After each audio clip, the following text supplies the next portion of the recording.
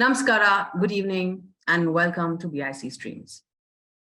Bangalore International Center, or BIC for short, is an inclusive and neutral platform for informed conversation, intellectual dialogue, exchange of ideas, and the arts. Today's session is Bengaluru requires a rain imagination. Contrary to what a lot of us thought this past few weeks, we really should be thankful for all that rain. Instead, we are distressed with floods, their causes, and who and what to blame, on the basis of which we rush to problem solve.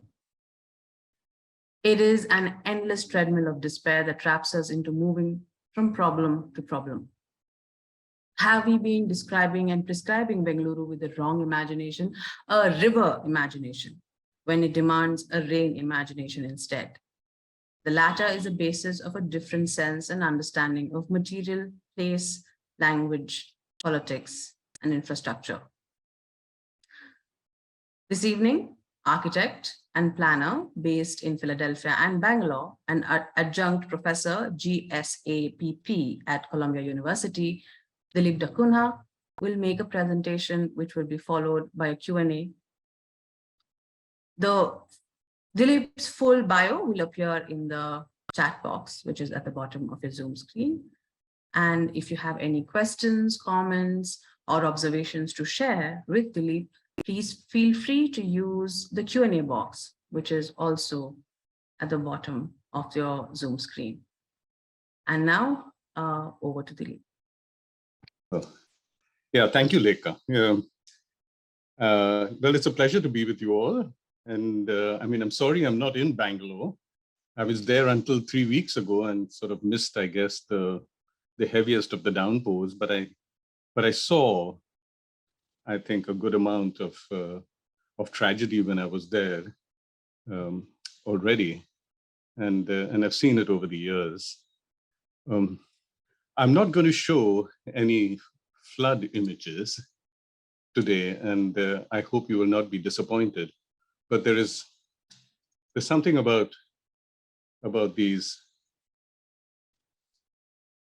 about images that elicit the wrong response. You know, you either have a mocking humor or you have an anger. I mean, both of which I think are not very helpful. I think what we should have is more understanding of Bangalore. So yes, no flood images. I've seen enough. Our first work, I mean, when I say our, I'm talking about Anuradha Mathur and myself, my partner. Our work started in the Mississippi, in the lower Mississippi. And it had to do with floods. I mean, the book that we produced was called Mississippi Floods. And we traced floods, not to any ecological event or environmental event or bad management, but to the drawing of a line that is made basically to contain water to a place. And of course, water doesn't want to be contained to a place. And so you have flood when water crosses a line. Now, when that book came out in the year 2000, I turned to Anu and I said, we're going to be known as flood people. So let's leave rivers aside for a time and look at something else. And so we turned our attention to Bangalore. And Bangalore, I mean, is a place I grew up. And I was born there in Langford Gardens, and spent many years in the city. Did my architecture there before I left for Delhi and then America.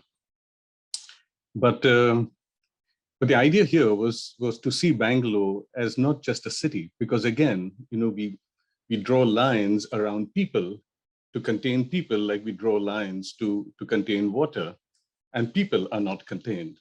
So we looked at Bangalore with a different lens, as an intersection of trajectories rather than a city that can be contained to a place.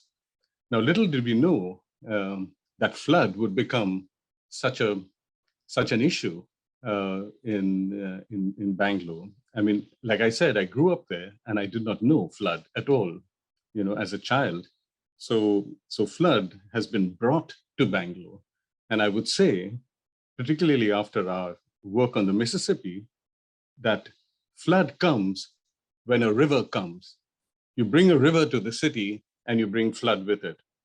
So that's how, in fact, I began the preface of my most recent book, The Invention of Rivers. And to some extent, it's a tragedy in India to see the way rivers have been brought into everyday life, and with it has come tragedy wherever you are. So I know I used the word river imagination in the little blurb that I sent, but I think it may be better understood as a drain imagination. And I want to counter that today with a rain imagination. So let me proceed. When we began our engagement with Bangalore, and it has really been an engagement, an ongoing study.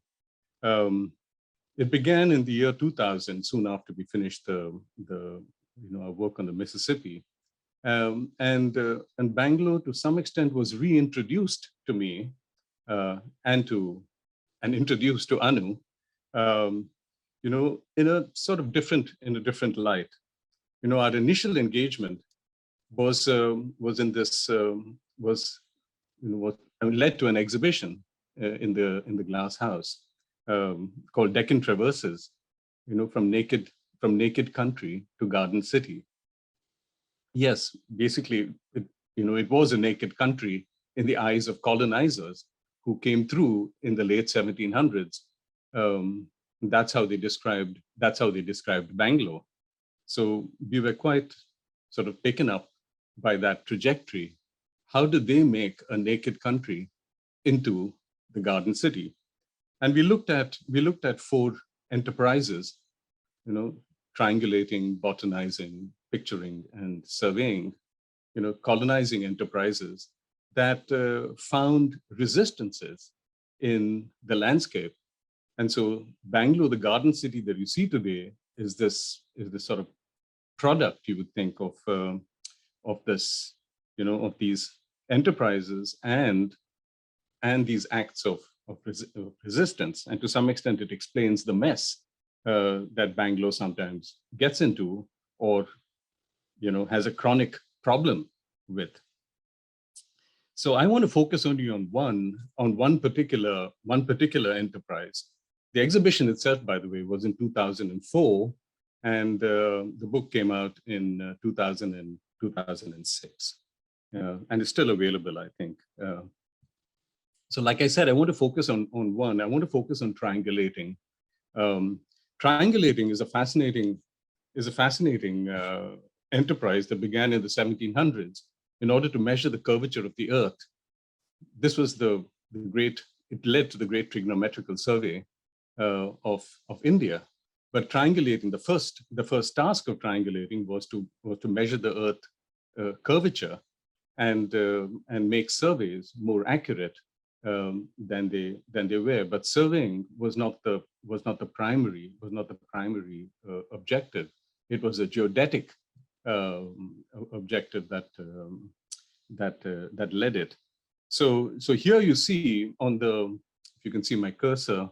Let me get rid of this.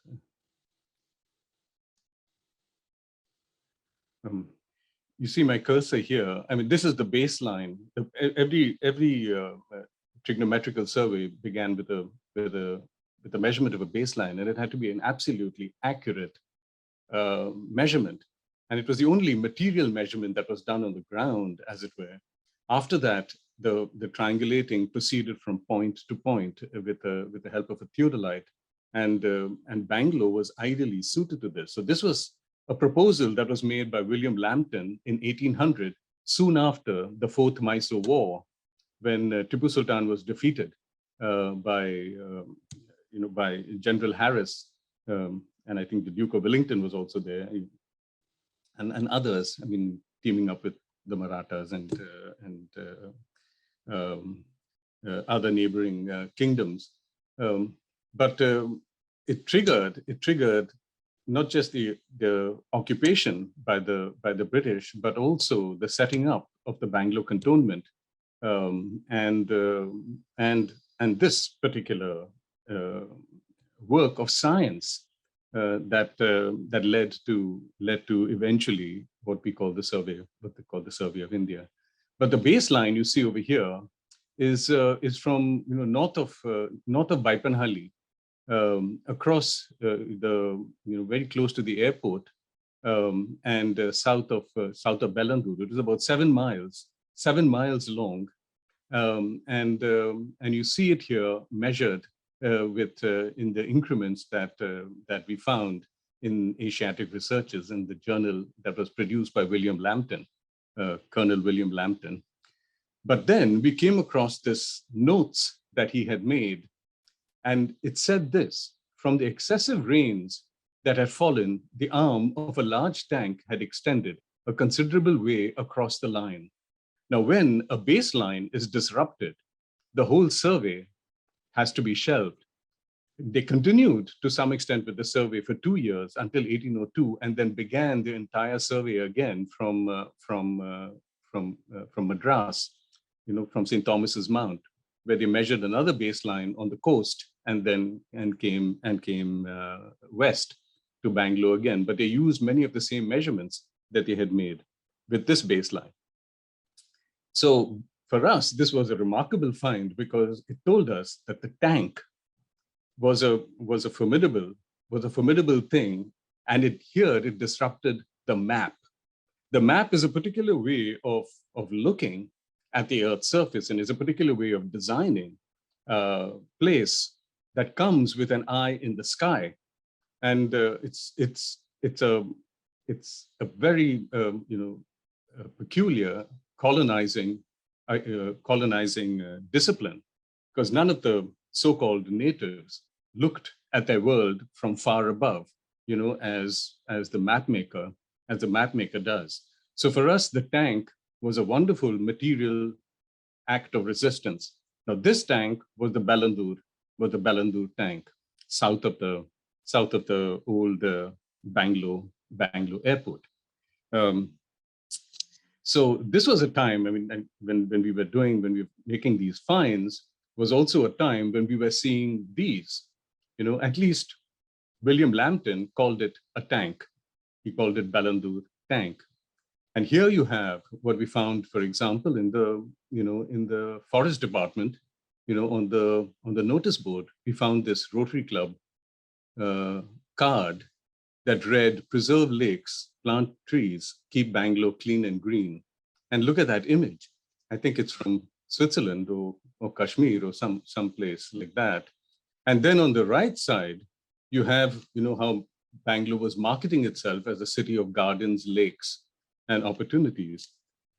You then also had environmentalists who were arguing for keeping these water bodies perennial, and for birds and wildlife. They had a genuine concern that these were being occupied by settlers for residential development and I don't know, stadium and other things. And so they were perhaps justified to some extent. But these are not perennial water bodies. These are seasonal water bodies. And I'll come to that in a bit. And on the right side, you see Sankey Tank. This is, of course, Hebal. And then on the right side, you see Sankey Tank, where there was a competition, for making these lakes into boating places and parks. And but again, with the notion of them being perennial, which is to some extent what defines a lake. But it's not the only thing that distinguishes a lake from a tank. And so we were at pains then in the exhibition and the book to make a distinction between these two things, because we met so many administrators and who were surprised when we told them, for example, that Alsur is not a lake, but it is a tank. Now, a tank, this is one of the best drawings of the tank system. This is drawn in 1791 after the Third Mysore War between Lord Cornwallis and Tipu Sultan. when Cornwallis occupied Bangalore. You see the Pete in the middle. It's a map from the British Library. And you see the tanks. I mean, this here is Ulsur tank. And this is the direction in which Cornwallis's army came into Bangalore on Old Madras Road. Now you will see that, I mean, it's basically a battle map. And there's a wonderful distinction being made here between low grounds and high grounds. The tanks, which are not blue, and that says a lot because it means that, you know, I mean, if I had to make a distinction between lakes and tanks, I would think that, you know, the lakes are shown as blue and a tank is shown as brown.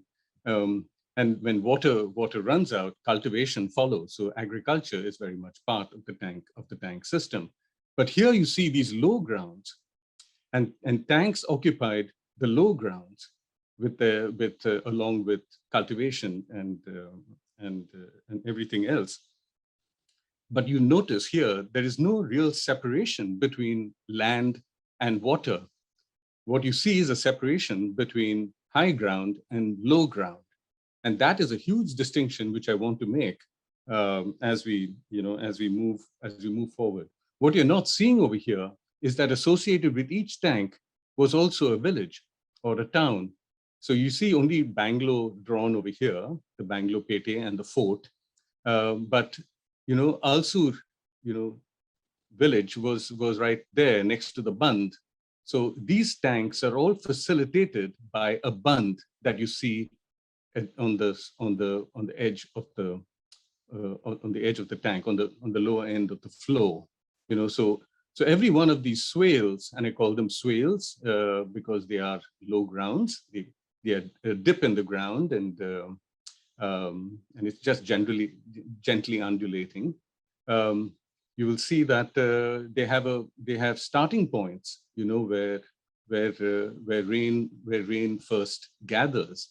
You know, those points, you know, generally then, you know, begin collection systems. So if I had to, now this is the Bund. I mean, this is a drawing by Buchanan, Francis Buchanan, of a Bund. And the Bund is classically about a mile, I mean, about a kilometer, you know, I would say 500 meters to a kilometer and a half long. And in the middle, that is at the lowest point in the tank, you have what is called a plug. And the plug is pulled in order to allow for irrigation waters to go down into the area below the tank. Now, this may all seem very common knowledge today because people have sort of absorbed the distinction between lake and tank, and much is made now of a Bund.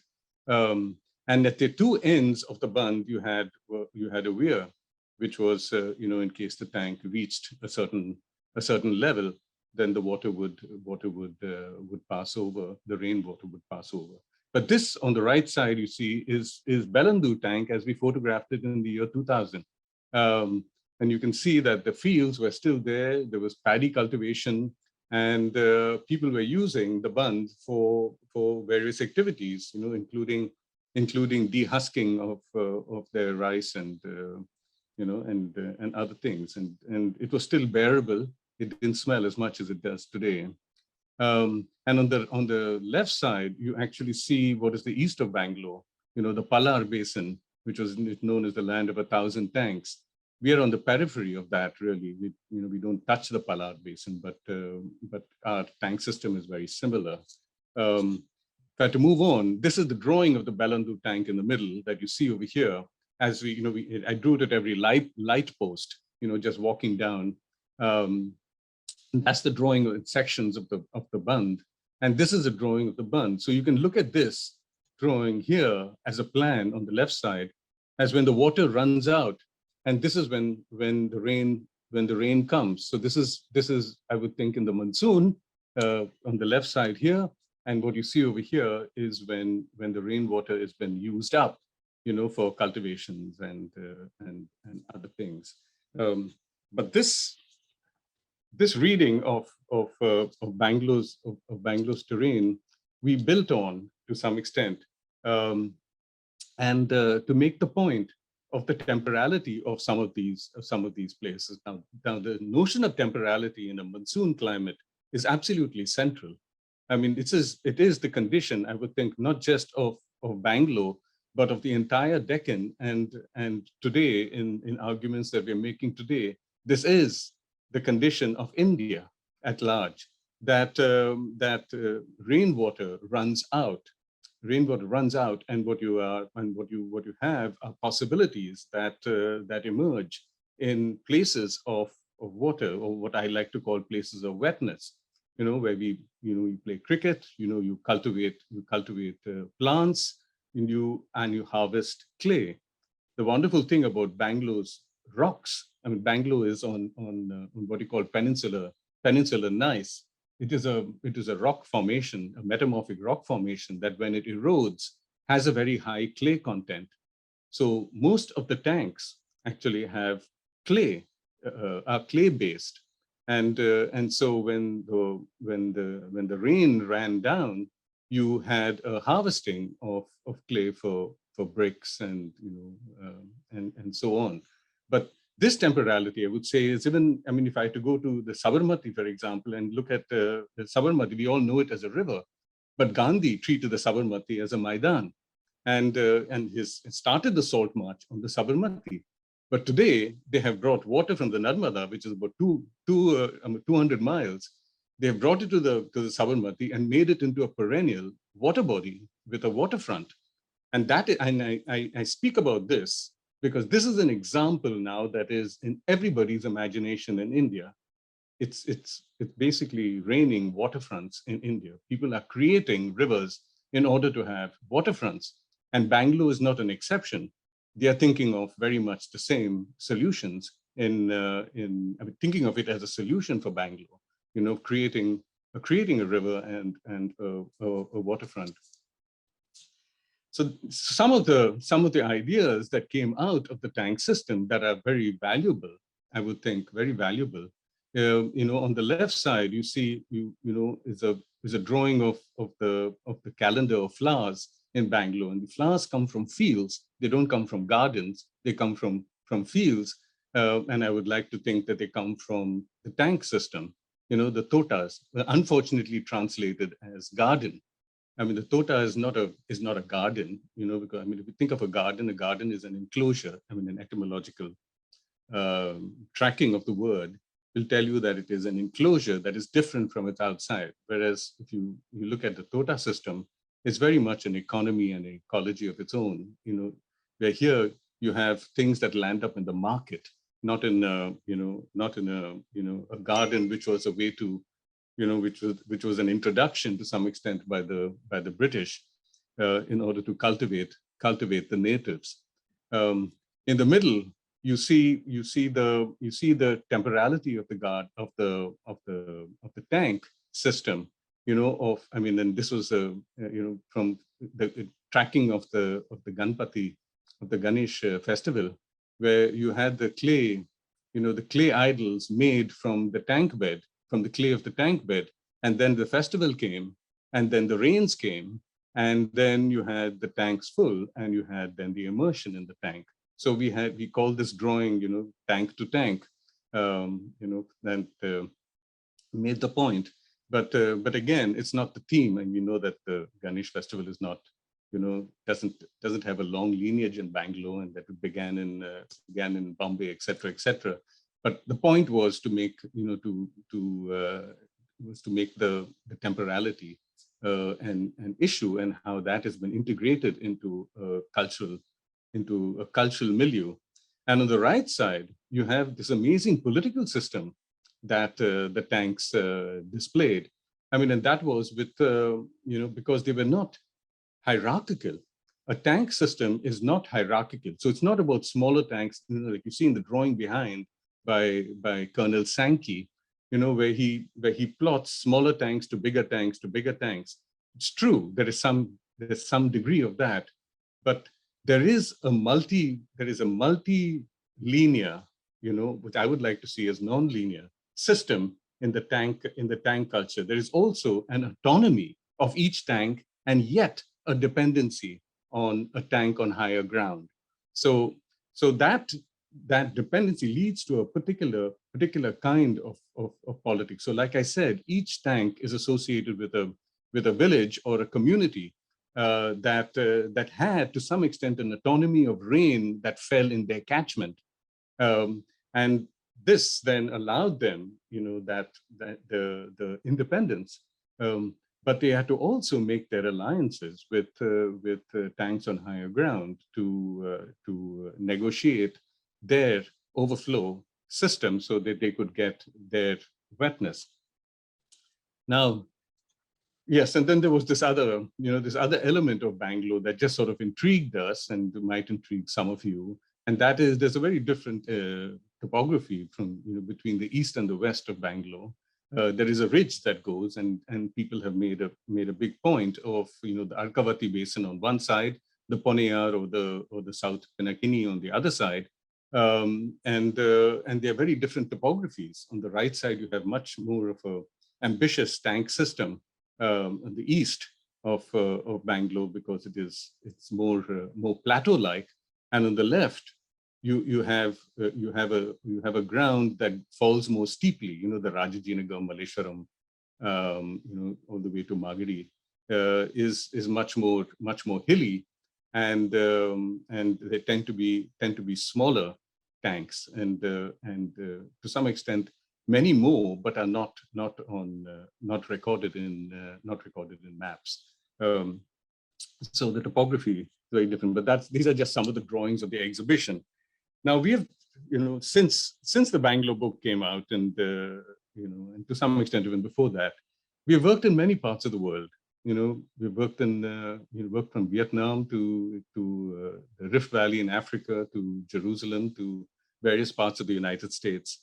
And in each place, we don't try to take so much of lessons from one to the other, so much as find emergent lessons. But I can tell you this much, that everywhere I have gone and every landscape that I've looked at, my admiration for the Bangalore tank system has only increased.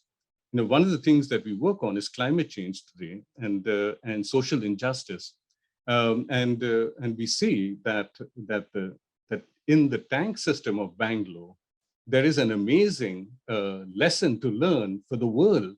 As we're seeing sea level rise, we're seeing rivers in crisis. We are increasingly turning now to rain systems.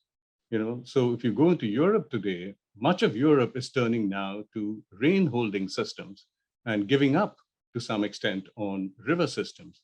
So so that lesson has really taught me a lot, actually, about Bangalore, and made me look at it with, like I said, great admiration. And I hope to, and to some extent, that is what we need, I think, to appreciate in Bangalore in order to get beyond these floods. We need to appreciate what we have, and it's never too late to gather it back again. So we have since also developed, our thinking and thoughts and and asked this question of what is really missing from design and our approach to places like Bangalore, and we have come to the conclusion that it is an imagination. There's an imagination that is blocked by an imagination that we call the drain imagination, and which is really river inspired.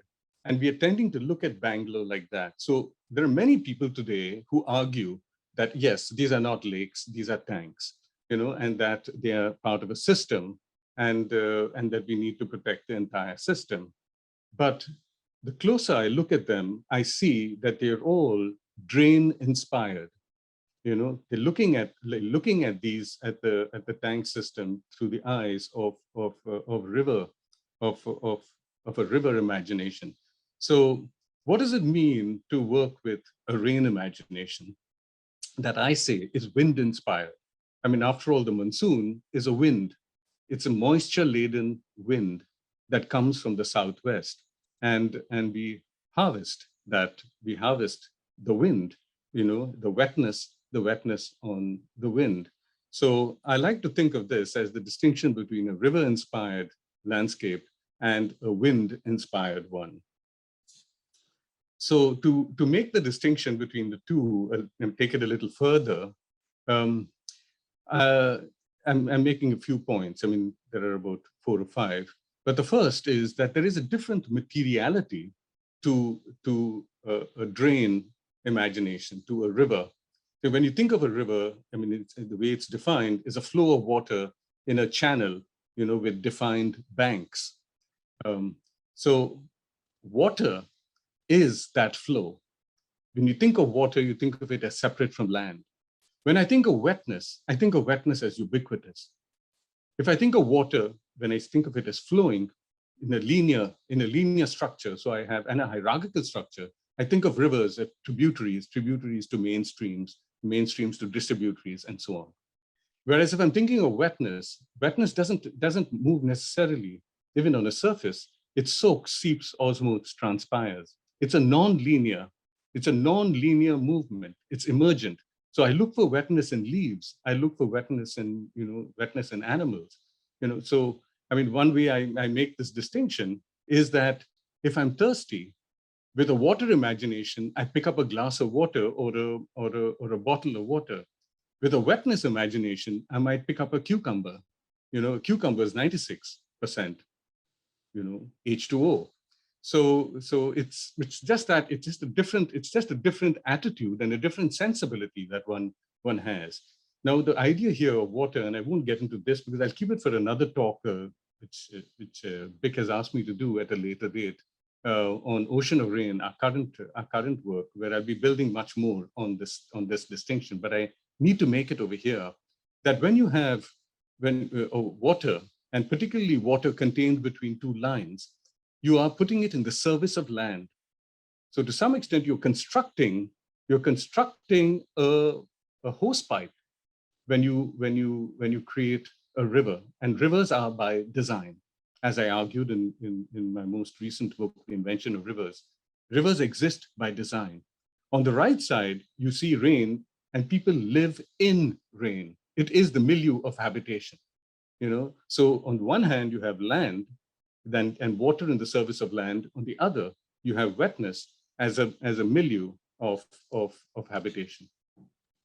So the drain imagination is plan-led. So what you have for Bangalore is designed on the basis of plans. Plans is a view from above. It's the basis of the geographic map, and it's the basis of much of design thinking. Section is secondary in a drain imagination. Now, when I look at a rain imagination, section comes first. I don't design with a surface. I design between clouds and aquifers. So in the one on a surface, water runs off the surface. So water comes from above, water comes below through springs, water comes above from precipitation, and the surface, which is a depthless geometric abstraction, is then the ground of how I think about water. Whereas in a rain imagination, I am section-led. I see rain replenishing wetness across a depth. So it goes into flora, fauna, buildings, mist. Everything participates in the holding of wetness. Everything saturates. So it's about saturating and exceeding. So I don't see flows. I don't see any water flowing. I see it. It just happens sometimes so fast that I can mistake it for a flow. But it is about holding, saturating, exceeding. And so one that I look at from above with an eye, the other I experience from within with all my senses. So one is very eye-driven, it's about the view, and the other one is very experiential, and that to some extent is what I find really missing in Bangalore. People are hardening surfaces, and it's like no one has an empathy for material, and for actually understanding the stuff of mud, and clay. So they understand land, as separate from water, and that's when you call it dry land. But wetness, you have mud, you have muddiness, it calls for a different sense of understanding.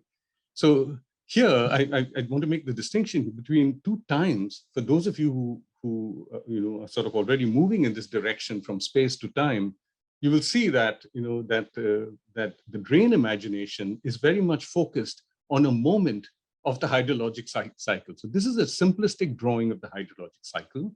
It begins with precipitation, number one, flow formation, evaporation, and then cloud formation. Now, what we have done here, and this I cannot go into too much detail here, but we have constructed reality in one moment of time. And so this time of reality, maps are drawn, properties are marked, infrastructure is designed, history is, the past is described, as history, and so on. And all the rest becomes ephemerality. All other moments become, so rain becomes a visitor in a place. So it comes and it goes. And I wouldn't be surprised if the floods in Bangalore have been forgotten in the next couple of weeks, because the rain has gone. So that's the way in which we tend to treat rain. Whereas in the rain imagination, the moment of rain just begins something that then continues. So you live in the hydrologic cycle, you inhabit the hydrologic cycle. So we extend holdings of rain until the next monsoon. That is the objective. You just don't hold it as water, you hold it in plants, because plants transform with wetness in the rain. You probably all experience this, of how brown turns to green with the monsoon. That's a huge biomass shift. I mean, if I had to give you an example from our work in Varanasi, Varanasi now rises, 40, 50 feet. So it is at one level in before the monsoon, and after the monsoon it rises by 50 feet. And they've done excavations down to the low level of the Ganges today. And then you ask, I mean, how did people live at that level? It is precisely because water did not rise more than 1 or 2 feet because of the massive holding systems in the Himalayas. We have destroyed our holding system. The holding system in the soil, the holding system in vegetation, all has been destroyed. And Bangalore is doing exactly the same thing. It's destroying its holding systems, not just its tanks. It's destroying all its holding systems, making the earth impervious, and so on. So this is just a continuation of that to tell you how we perceive through maps. And remember, if you go back to that first, our triangulating, maps are always suspect. They are not what we begin our design with in a rain, with rain imagination. But it is the medium now of communication. But we are basically fair weather occupants of ground. When we design for places like Bangalore, you design in the fair weather. You don't draw maps in the rain. You don't design in the rain. You wait for the rain to pass. You wait for the rain to become ephemeral. On the other hand, in rain imagination, we are working with the hydrologic cycle between clouds and aquifers. Another point of distinction between the two imaginations is that something that just builds off this, that rivers flow and flood. So when we are thinking drains, we are creating flood. So you're containing water to a place, and when it crosses the line, we see it as flood. So this is what we came across in the Mississippi. This is what we're coming across, throughout the world. I mean, this is a crisis, and we just tell people that, listen, flood is nothing but water crossing a line. If you don't draw that line, there won't be flood. So how is it that we don't, can we not draw a line? So if you look to the right side in a rain imagination, you work between low ground and high ground, and you work by gradients of negotiation between low ground and high ground. So this negotiation, when you think you're probably familiar, say, with paddy cultivation, on how rain falls, it's held on higher ground, and then it then gradually moves to lower ground, and that sense of rain receding and rain allows you to cultivate lower and to cultivate higher. But it's the same imagination that we need to bring to all places, that we need to operate between high ground and low ground. And what we have lost in Bangalore is this appreciation for this distinction and for the notion of a gradient between the two. So how do we now look at the floods of Bangalore through these two different imaginations? So in the one hand, we see flood as a drainage problem. On the other hand, flood is a holding problem. Now, when I think of the unit of design, in a river imagination, I'm working with the watershed. So we hear a lot of talk of the Arkavati and the Kaveri and the Kaveri and the Poniyar or the South Pinakini. These are, when a watershed is defined, it is defined by the mouth at the sea, and then going up, drawing the limits of the rain catchment. So it's an absolute whole, if you will, that you're working with. In a rain imagination, the unit is the raindrop. It falls everywhere. You hold it where it falls. But it is also a multiplicity of the small. Now, I've heard it said that, oh, the floods in Bangalore are just, in small spots. It's not entire Bangalore that is flooding. So it's not a big issue. It's only here and it is there. There is no here and there when it comes to rain. We all participate in the creation of flood. We're not doing our part holding rain, and we contribute to then flooding elsewhere. So that is a very important aspect to keep in mind. So the second thing, if I look at the objective with the drain imagination is to drain the land, to keep land dry, to have an absolute slope.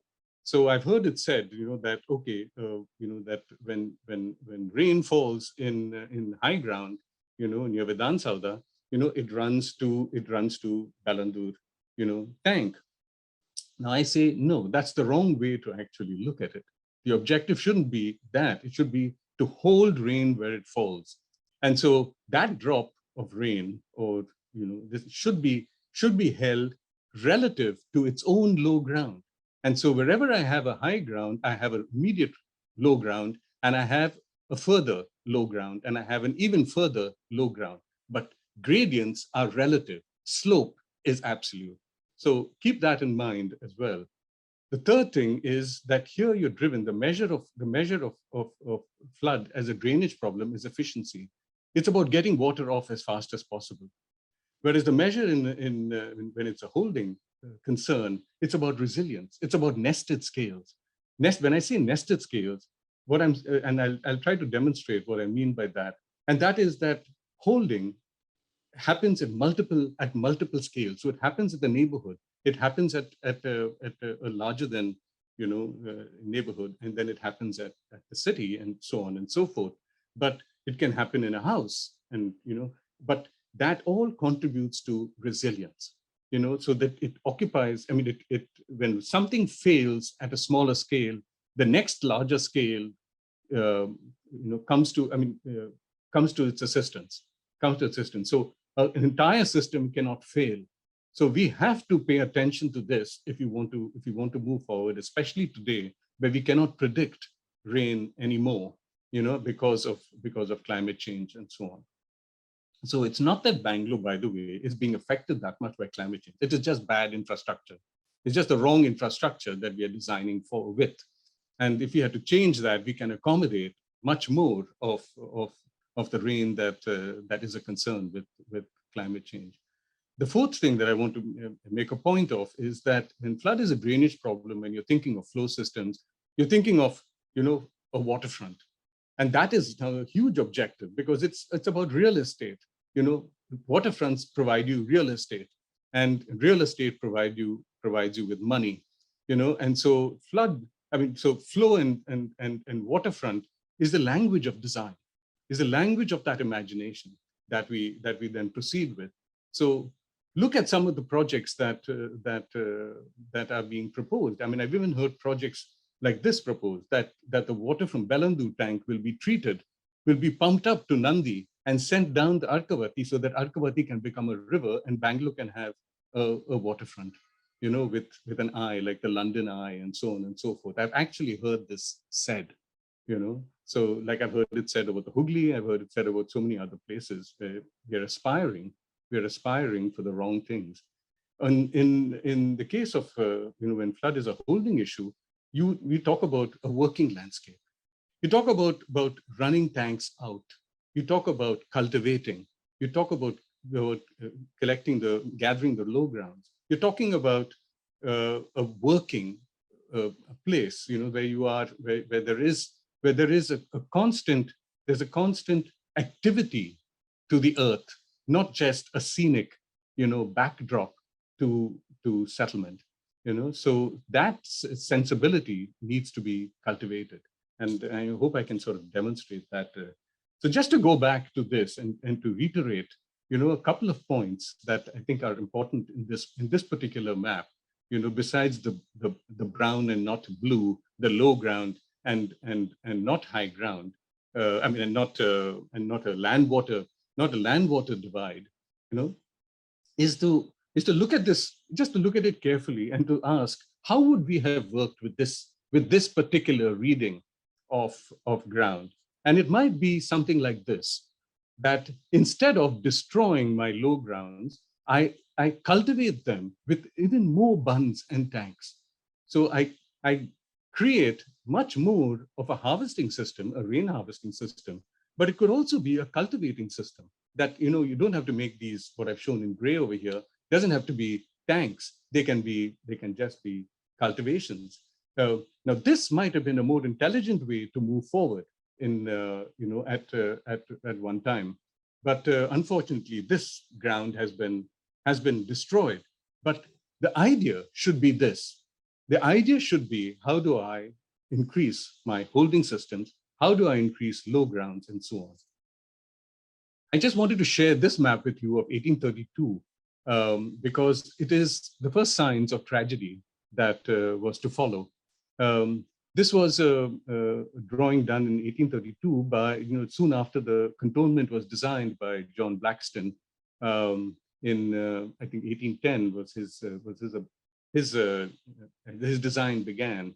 But you look at this now more carefully, and if I can just move into detail.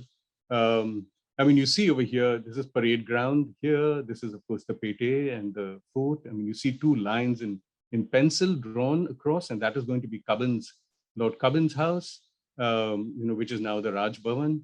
You can see it was an intersection of the cantonment and the Pete, where he had command over both. But you see here Rest House Crescent tank, and even before Rest House Crescent, there was a tank in the parade ground, and what used to be called the promenade to the north of MG Road was the Bund, until the tank was filled with soil and the parade ground made, and that tank lost. You then lost Rest House Crescent, where people, I know, their basements flood, and then of course you have Shule and so forth, and that is Alsur, which was, and this is the partly Alsur village, but which was occupied by the cantonment. But to take you to this one, this is the first signs of tragedy, that when the Arkavati was drawn between two lines, and made into what seems on the map to be a perennial river in blue. So this whole map has turned blue and brown. And that, I think, was the first, sort of sign that we were heading in the wrong direction. And so you had, over here, you had the Miller tank system, which was the first catchment for the cantonment. Then we went to Hasargata over here. From Hasargata, we went to Tipagunnahalli here, and then the river was maintained in order to fill these reservoirs. And then, of course, we went to Shivsamudram and went to the Kaveri, and today we are looking for water sources that are more perennial. So perennial water systems are wishful thoughts. So these are six solutions that Anu and I offered in an article that we wrote in the newspaper, a few years ago, after one of these situations. We said uncover gutters. And here I'm talking about, again, thinking of multiplicity of the small. Gutters everywhere, which we have covered for parking. I'm talking about the smallest of gutters in any neighborhood should be uncovered. And they should be kept clean, they should be cultivated. They can be planted with plants that actually treat, if it is contaminated water, treat contamination, and their base should be made permeable. So this should be done everywhere in Bangalore, not just in places that flood, not just with the big drains. We have to do it with the smallest of drains. So the design does not begin with the first house. It begins with the first road on the highest ground. And the second point, consume the waters in tanks. I mean, don't let, places like Alsur Lake, retain its water, drain out the water and cultivate the ground behind it. As the rain recedes, you have plants that take over. And then you also harvest clay and silt. Because I've seen Alsur tank drained because it was stinking. And the water is stagnant. You must remember, this is clay base. And so instead of treating this water every once in a while, why don't you have it on a regular basis drain? Because this is the catchment that will rescue you from flood. What's the point of keeping these tanks full for the next rain? They're not going to gather any rain. You're going to have flood. Then the third one is to reconnect our storm drains to tanks. This is absolutely critical, I think, because what we have done is we have created bypasses, and the bypasses are an absolute tragedy today. I mean, just because of the, not only their sewage content, because there is no future for them except to cover them. And by reconnecting them with the tanks, I think what you allow for is the possibility of treating the system. And then once you begin treating the system, you also begin to take responsibility for it. And responsibility then will allow neighborhoods to see to it that, that tanks are not polluted and so on. So we have got to think that we are all participants in this process, of changing from a drain imagination to a rain imagination. The fourth point is recover low grounds wherever possible. Nothing is permanent. And we've got to think, like I spoke in St. Joseph's recently, and one of the points I made is that we've got to think in terms of 400, 500 years now. You can't think in terms of, just 5 years, 10 years. Start thinking in the longer term. Start thinking about what it means to just recover some of the grounds that we have lost to settlement. Places like the football stadium, the hockey stadium, these are things that will allow for some amount of holding right now, but they can, in the long term, 50 years, so whatever, they can be recovered because Bangalore needs low ground. The fifth point is to dig open wells. I know that this is already being done, and open wells. I mean, we think of wells as places that allow you to access, water. They are places that hold rain, and not just replenish aquifers, but they save, you and save your ground, from flood. And all places. I mean, I grew up in Bangalore and I saw, large 30-foot diameter wells in most low grounds, whether it was in Indranagar, in several other places. Okay, and then the last point is to educate people on rain imagination. Now we teach our kids, to look to the Indus and to the Ganges as our, as rivers from where civilization came. This, even they, we argue today, are not river civilizations; they are rain civilizations. And if I look at the Deccan today, it's a classic example of a rain civilization that has been destroyed, with a river imagination.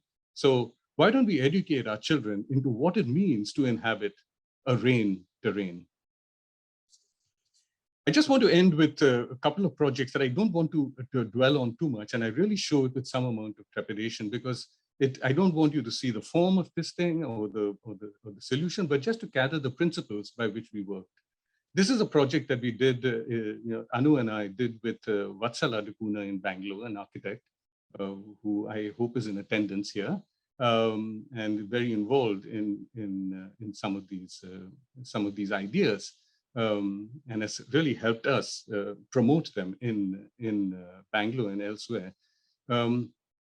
But this is the project that we did for your institution, BIC, when it was a competition 10 years ago. And what we did is, since it's on a low ground, it's just after the after the Domlur Band. And we said, why can't we design this building with bunds, and treat the water in the Nala that is adjacent to it in some way. but also take into consideration other possibilities of Alsur tank being, being consumed, and allowing for its replenishment in the next monsoon. So we try to demonstrate how we might approach this, the design of this building, by including, what we consider to be its back, and we should be making that the front. I mean, and this, I want to say, should be taken very seriously, that the building in low ground must have a completely new approach, a different approach to it, and a certain demand made of them to respect where they are. So just to take you into a little more detail of how we designed the nalla, we designed the nalla with plants of treatment, a biotic treatment that then was divided between, anaerobic and aerobic treatment systems, that, those that need oxygen and those that are anaerobic and that can remove the smell from stagnant water or sewage water or contaminated gray waters and so on. But this is how we designed the nalla as part of the building. This was a project that was supposed to be a competition that was supposed to be in 2 stages. So this was just an ideas part, stage 1. In the end, they never had the second stage. They just chose a design from the first stage. So it never went any further. But just in terms of principle, it also makes the point of the nested scales, that here, even in a nalla that is 30 feet wide, I can create a unit that's equivalent to a tank system that operates like a tank, in this thing. And so I have a multiplicity, if you will, of small tanks that go down the nalla. So this is operating at a much smaller scale that then operates together at a larger scale, and so on. And here you see how Alsur tank, is depleted of its rainwater collection. It's consumed in various ways, and that's something that has to be devised. I won't dwell on this more. The second project that we did was for DC Parks, again with Vatsala. And the DC Park was a swale that just outside the bound. By the way, this was the bound hedge of Bangalore, in case you're wondering what it was. It was the hedge that I think was probably built to keep cattle in and horses in, rather than keep people out. But it is, I don't know if you know where the Air Force Hospital is. It's just after the Air Force Hospital, and it is, where Indian Institute of Science is. That's where it runs. And so this hedge, there are still some remnants of it. If anyone is curious, they can look for it. But here you have, just outside the hedge, you have the DC Park that was formerly a tank that went into Kodehalli and then into Chalagatta and Bellandur tanks. And this is its development over the years. So this is Rice's map of 1897, that then you see the tank disappearing and then finally totally absorbed into a fabric in the year 2000. And here you see, thankfully, that it is the park in that fabric. So there is an opportunity here to do something about it. So we did our survey. I mean, and this was really, just our own initiative.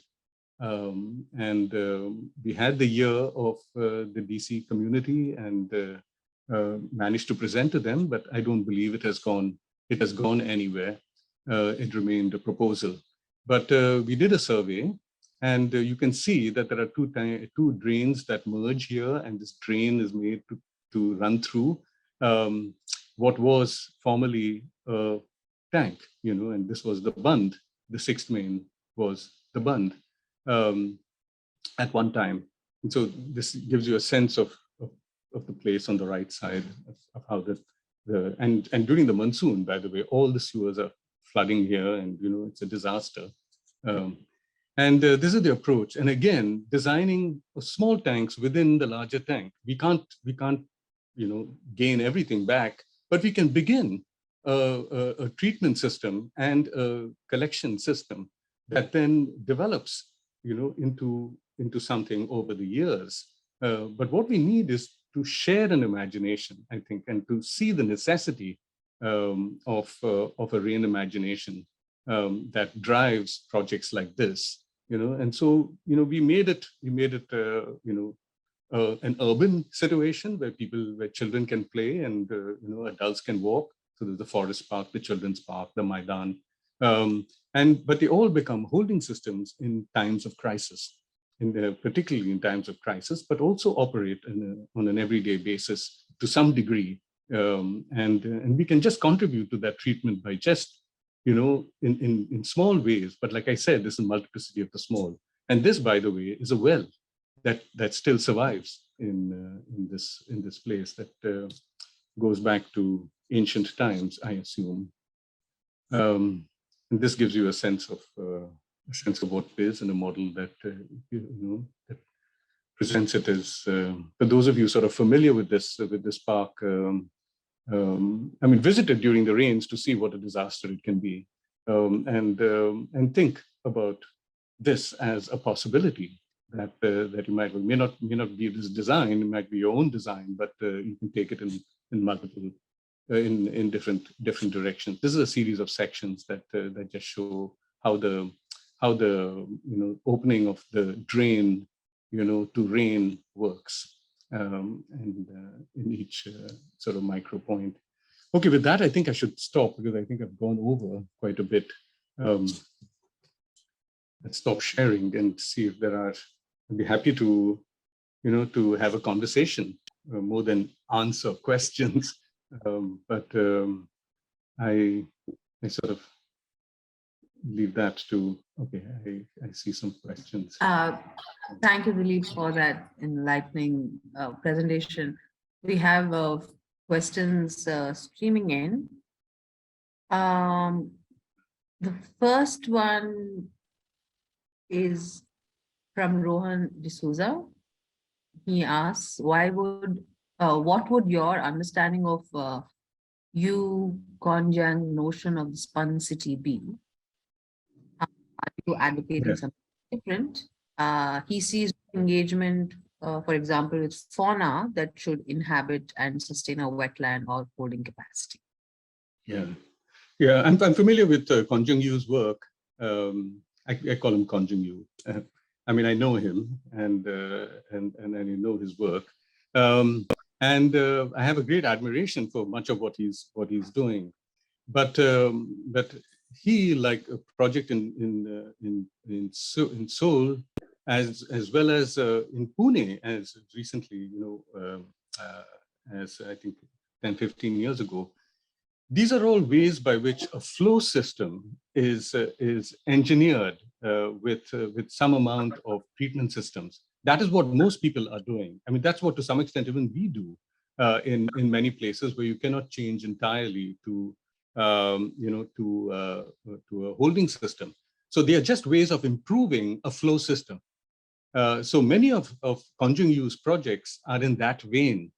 They're not entirely holding system, but their objective, and I don't think he speaks of this as the objective of holding, holding rain, of moving to a rain imagination, is something that I've not seen in any project. And that is to some extent because Bangalore is really unique in terms of the undulations of the ground and the holding possibilities and the holding in the culture of place, which is not entirely true, I think, of some of these other projects across the world. So we're seeing a number of projects that are moving to treatment systems, flow treatment systems, and improving the qualities of nallas and beginning to make them habitable. But many of them, in fact, most of them, move toward waterfront projects. And that, to some extent, I don't want to accuse Konjang Yu of anything here, but many of his projects are also about waterfronts. Sanchita Dasgupta asks whether there is an action plan being taken to prevent future flooding in Bangalore. I'm not really familiar. I took a decision many years ago, that this is not a place to engage government. We tried a lot, and we did a lot. We had a workshop after our exhibition in 2004, We involved the government, the commissioner was involved, this thing, I mean, and we try to create an interest among the public to move in this direction, but ultimately it just became a lost cause. I mean, I think there's no agreement to some extent on what can be done, or no one wants to relinquish power and be open to ideas. So, and I've not followed, and frankly not followed what the government initiatives have been. People have shared with me some projects. But what I see, the blame game going around now, it's all about, Raja Kalaways and, and how to stop encroachments and, blaming, it's nonsense, frankly, it's just nonsense to me. I mean, I'd rather speak about the imagination that we need to put in place rather than these solutions that get nowhere. Like I say in my little blurb, it's just until the next flood, So there is, yeah, I won't dwell on that anymore. Sunil Pichamuthu makes the comment that Shivaji Nagar also had a lot of ravines that were filled up to make Fraser Town. And Yes. has a question about New York and other cities use pumping stations to move stormwater. Why can't this be done in Bangalore to pump stormwater against the gradient to another location or specially built reservoirs? You don't want to get into pumping stations. I mean, you just look at what happened in New Orleans, and you'll understand why. What happened in New Orleans after Katrina in 2005 was that the pumping stations failed, and people drowned, behind them. So I don't buy into this stuff. I mean, especially in a place like Bangalore, where electricity is nothing is dependable in fact, and it should not be. I mean, we should not be pressured to to have infrastructure that is like I said, efficient. I mean, we should be looking for resilience, and I think it would be plain wrong, I think, to move toward pumping stations. New York, there's certain parts of New York that are broken down, and this is post Katrina. I'm sorry, post Sandy. And that, I think, can only be a short-term solution. And people here can afford it to some extent, but even here, I would never recommend something like that. As far as Fraser Town is concerned, I mean, I wouldn't call them, ravines. I mean, that was really much more to the west. But there are, significantly larger undulations and smaller undulations. But the interesting thing about Fraser Town is that it was on higher ground. It was higher ground, and that is where the start of tanks, of multiple tanks, what do you call it, low grounds began, and that's the fascinating thing about when you're looking at a gradient, how low grounds become high grounds. There's no real divide between low grounds and high grounds. A swale meets a peak, because rain has to come off a peak, so it's a beautifully, what do you call it, relative system in a way. But I mean, I hate to use the word relative, but it's one of those things that require close attention. And so if I'm looking at your comment as actually Fraser Town demanding a little more, a different kind of attention, I would agree with you, and say yes. George Kurvilas says regarding uncovered drains in highly dense cities. What about garbage accumulation over time, result in mosquito breeding? Also, easier mixing of human and animal feces with rainwater before reaching lakes or tanks. Why not covered storm water drains, as these are only transporting water lakes? This has been an objective for years. I mean, I would think that it's you realize. I mean, in the covering of drains. I mean, I've had interactions with my cooperator in HRBR layout, where when they were covering the gutters with these concrete, and obviously someone's making money with this concrete stuff.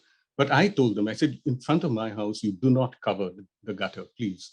I said the gutter, and then of course I told them, I said, you won't know where the blockage is. I said, especially in a place where you're constructing. There's no city in the world that I have seen that deconstructs as much as Bangalore does. I have seen places in 10 years destroyed twice, broken down and rebuilt twice. Where is all this debris going? Part of it is going into gutters. So yes, garbage, we can, when we take responsibility for where we live, and I think we take account of some of these things. We keep an eye on this. So I think part of opening gutters is because you don't know where the blockage is. The corporator actually turns to me and says, "Oh, we can uncover it. When we can uncover it if it is blocked." I said, "But how do you know where to uncover? Are you going to remove all the concrete, blocks everywhere?" I said, "You don't know where a blockage is, for this thing." So, there's just some common sense that is necessary here, and I think, I totally, to some extent, I've lost faith in this fact that you can have clean water go into drains. Bangalore roads have become the default drains today. And if there is anything, responsible for the flood, it is the choking of the gutters. And so, it's not, like Bangalore is in no position. And I would think that even when the construction is over, if ever it will be, we are in the developing mode for the next century, or more. So I don't think we should be, considering this even as a so-called solution. And again, this is again drain imagination. We don't need a drain imagination anymore. We need to shift. If you're looking to the future, and if you're heeding the warnings that are coming our way, with climate change, etc., and with the water shortages and stuff, I think we should be shifting ground, really. Ram Ganesh Kamatham says an amazing presentation that evokes the need for sensitivity to emergent local conditions and system complexity. What are your thoughts on the quote-unquote social dimensions of water within Bangalore? Inequities in access to drinking water, labor conditions for sewage workers, elite capture of resources, for example. I really don't have an answer to that, Ramu. I don't have an answer to that. But one of the things that I would say, is that that when you look at rain, you're looking at a politics of the local. You're looking at the politics of the local with a rain imagination, and you're looking at this multiplicity of politics, and you're talking about a different scale of politics and involvement. So I would think that much of the answer to your question really comes from how that is designed and how that can come about. I'm a great believer, actually, in the material. A number of social movements have gathered around ideologies. I'm a great believer in making a material shift and creating a social movement around a material basis, let's say, providing. And that is, it's a powerful thing that one can initiate in Bangalore. So I would say that, I think some of the solutions to social injustice and other things really come from how we as locals not just operate in, with local in mind, but with multiple scales, and are constantly interacting at multiple scales. So there is a conversation, and there is a discussion to be had. So you're not in gated communities on the one hand, and you're not in the entire city. What gets me actually about some of the mocking humor that I read. In Bangalore, one of the few places I see where tragedy is followed by this strange kind of humor, where people are making jokes out of things that they are seeing. And I know that it's good to have a laugh, but how helpful are these? In a situation like this? I feel that energy should be put into being involved rather than being the spectator, that you are, that you have some kind of an outsider position to expect government to be doing things. I mean, I feel that much of government, people that I've interacted, not just in Bangalore, but in Bombay and Patna and other places, I've dealt with people who basically do not know what they're doing, and so it's I think our responsibility to get involved and understand rather than to just photograph and yeah. B. Da Cunha asks, do you think that the building bylaws too must be formulated with rain imagination instead of land use or abuse and roadways? And you mentioned the 4 British enterprises that you looked at in the Deccan Traverses. Could you restate some rain enterprises for the Deccan? Sorry, I didn't get the last part of that question. It's not up on my screen. Oh, maybe I'm not. Oh, I can. Oh, sorry. The Yeah. second question a little down below. Okay. Yeah. So the first one, let me just take the first one. I mean, I think absolutely, that this is an absolute necessity. I think looking at, I mean, the bylaws are designed for surface thinking and for a land water structuring of ground. What we need are bylaws that are directed toward high ground, low ground understanding of place. Now, it would mean, like I said, in the case of our project for BIC, that there should be a different requirement made of people who live in low grounds that are identified as low grounds, that they have a different set of responsibilities to keep up. But I mean, I would be really happy if other people actually had to participate in answering some of these questions, because I can give you my sense of what of how I'm thinking about it. I mean, if I had to just give you another example, I mean, there are places like, for example, in Morocco, where people live sectionally, in the sense that they own the property, they own the roof of another, because of the slope of the ground, they own the roof of another, of another property. So they don't have bylaws that are directed to land occupancy. They have bylaws that are much more sectionally accommodating, and so I'm imagining that would be the same in Bangalore, that we would have a different set of bylaws that are grounded in a completely different understanding of place. And just on the side, I mean, I have looked at some of these bylaws. I mean, they're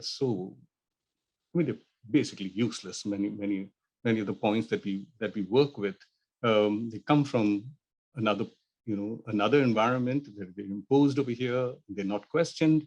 And but anyway, that's another topic. But your second one, the second question.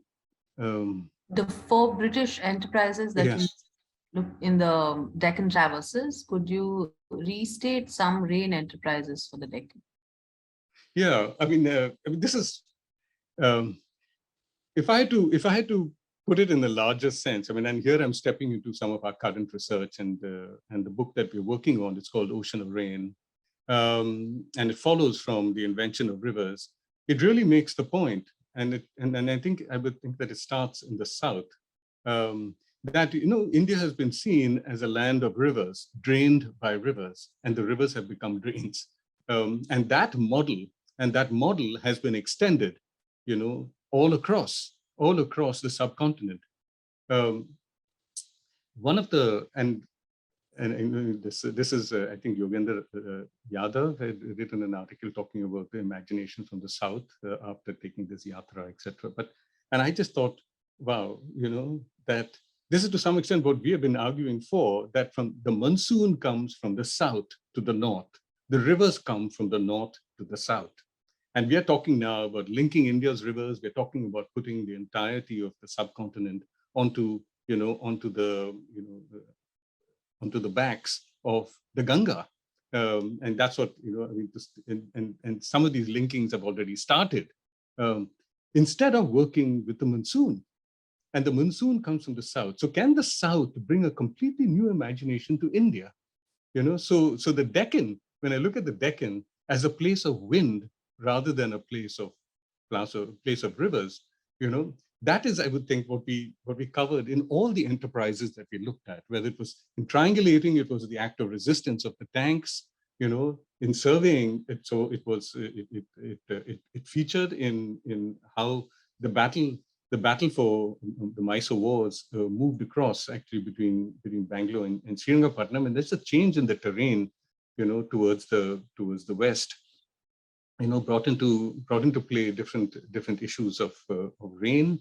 Then the botanizing. I mean, the difference between the Tota system and a garden. The city market versus Lalbagh. As being the hub of two very different understandings of I would think of cultivation, whereas the garden, I mean, water is an extraneous element that is introduced. Whereas in the Tota system, it is an inhabitation of wetness. So I mean, I would think that, and then of course the last one was picturing, where it's really picturing is all about fair weather painting, and which the British indulged in, and have started that whole tradition in India, picturesque art. But I won't go into all that. But rain, I would think, is very central to what we were talking about as being the otherness created by some of these enterprises, and I feel that all our future should be designed by that, by rain, and the Deccan, and I think Bangalore can lead in this transformation. But maybe this is something that I can touch on in the next talk on Ocean of Rain, which is not scheduled yet, but I guess it's up to me. Schedule, but it'll be sometime. Yeah. We have 5 more minutes, and maybe we can take a couple more questions. Saksham asks, how do you think we can make room for permeable material? Is mud not viable for building at scale if we design with resilience with such tank systems? Why is concretization equated with progress? This is with respect to how urbanization is looked at in built and quote unquote developed environments. Yeah. No, I think that's an excellent question, and I don't know whether I have the wherewithal to answer it all. But I think it's, to some extent, the answer is already in the question. But I think I've begun to question, the very notion of urban and rural, the divide of urban and rural. I mean, many of the solutions, if you will, for them that we have given for Bombay and for Bangalore, have all been described or let's say have been looked upon by government officials as having a rural component, and somehow that the urban is not open to, like what you talk about, mud and some of these other. If you go to Toronto, you go anywhere in Canada, you go to places in Europe, I mean, what they call urban agriculture is coming back in, I mean, and people are realizing that there is a certain resilience that is required, a food resilience that is required. And they're going beyond the urban-rural divide, even though they call it urban agriculture, Whereas in India, the urban-rural divide has been imposed upon people. And so it's a false divide. I mean, I ask people, I said, where does the city end? And where does the the rural begin, or the surroundings, or the region, or something? Where does it begin? I mean, these are obnoxious. I mean, the divide is made as a money-making racket. That's what it is. That somehow when I'm qualified as urban, my price of my land just goes up. I mean, there is enough of that actually to suggest that the urban-rural divide is a place of corruption. So, but it is not just corruption, it is also this larger this point that you are making, that it is wrong-headed. And so why can't we start our own mode of habitation? Why can't we see ourselves inhabiting rain differently, not on the basis of city, village, or urban, rural, but as place? And this is the point we made in our Bangalore work as well. I mean, in our Deccan Traverses, where we said that we are not looking at Bangalore as a city. We're looking at Bangalore as a place, as an intersection of trajectories. And so as an intersection of trajectories, it allows for much more of flexibility and understanding than this understanding of a city that restricts us to ideological notions, I think, that you point out. So I think, yeah, I mean, I would just say that, and one more point I want to make, and that is that the building materials that you're talking about, that even the building participates in holding. I think that is so important, that when we talk about brick, and we make this point in Varanasi in Ocean of Rain, of how, the staining of the walls, the thing, I mean, these are things that they absorb moisture. When we create with glass and aluminum and stuff like that, we are rejecting wetness. We're rejecting wetness. And so is there architecture can participate in this. Concreting also, I mean, what I'm seeing, calling white topping, I mean, it's the hardening of the soul, I mean, it's just the loss of empathy. I mean, the lack of feeling of the earth that I see in concrete, in concretizing of roads in Bangalore. It provides you with good motorable surfaces, but everywhere else, they're thinking of porous grounds, they're thinking of filtration, they're thinking of things, and Bangalore is going in the opposite direction. It's sad. It's actually very sad to see. So yes, concretization, urbanization, development, all these things that need to be seriously questioned in our context. There's a question here from Rajesh. Yeah. I just want to, I see a question from Rajesh here. So occupants of high ground must have a civic obligation to hold water and delay its release to low ground, right? I'd say absolutely. At least for the time being. And I'm very glad you bring up this point, because it seems that I made the point that only the low grounds need to be holding. No, the high grounds need to be, like I said, this is kind of the relativeness of low ground that reaches up to high ground. And this is, I think, a very important concern. I mean, and so I think it stretches from here that even the architecture up there needs to hold. So we don't have to hold, water. We can hold rain in multiple ways. And so it's about planting on high ground. It's about creating reservoirs on high ground. It's about just holding rain where it falls, period. That's what we need to be doing. Holding rain where it falls, On that lovely note, we've just run out of time. Although we have several questions. I'm happy to stay on if others are happy to stay on. I love talking about Bangalore. Yeah. What we could do is we could send you the questions, Dilip, and then you could maybe have a one-on-one. No. I don't want to get into that. I'll be writing endlessly for this thing, but I'm happy to correspond with people. I shouldn't deny altogether, but close out anybody altogether. But I'd be happy to. And I'm coming to Bangalore at some point. I'll come to Bangalore, and we can also extend the conversation there. Yeah. And hopefully we'll have an in-person event with you at BIC, the venue, so we can have a tete-a-tete there. Thank you so much, Deep, for a presentation that brings together logical, creative thinking, and with such passion and foresight, and the maps and the information are fascinating. Thank you so much. And hopefully this conversation does not stop here and reaches more and more people. And next time, Bangalore won't be flooded this season. Thank you so much. Thank you, everybody who joined us. For more such conversations, please sign up to our mailing list. And all I have to say now is good night, and see you all next time. Thank you. It was a pleasure. Yeah.